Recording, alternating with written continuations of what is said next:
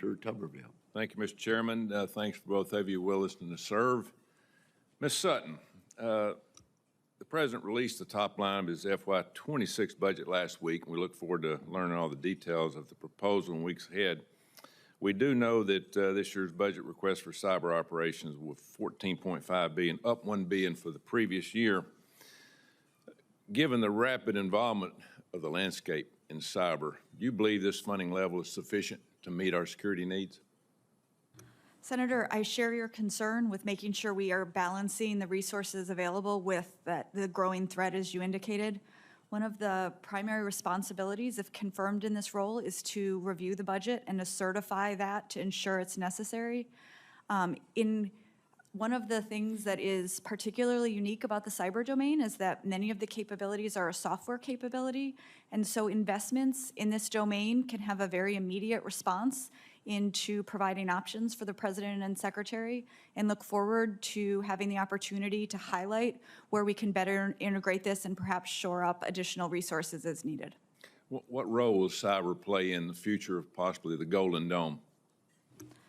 Senator, in my current role, I have not been involved in the specifics of that discussion, but I think that what we see with all of our weapon systems is the importance of building in cybersecurity from the beginning to make sure that as we put these capabilities out, that we're able to defend them and that they're secure against what will be a very an attack surface that our adversaries will definitely look to exploit.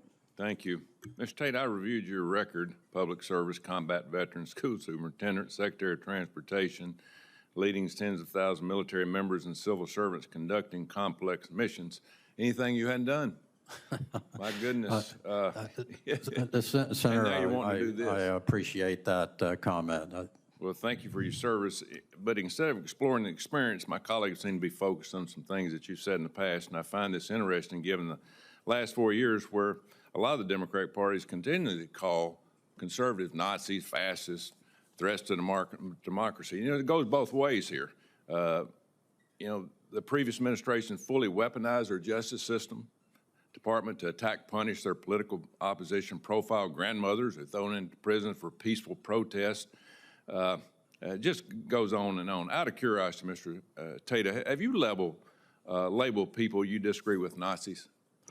Senator, I have not. Thank you. Have you ever weaponized your previous offices to punish your political opponent? Senator, I have not. I didn't think so. Yesterday, Secretary Hasteth announced a two-phase approach to reducing our top-level military. Phase one is a 20% reduction of active four-star generals and flag officers, as well as a 20% from the National Guard Bureau Plea. Phase two will be an additional 10%. The Undersecretary for Personnel and Readiness will be leading this initiative. I'm interested in your thoughts on this announcement.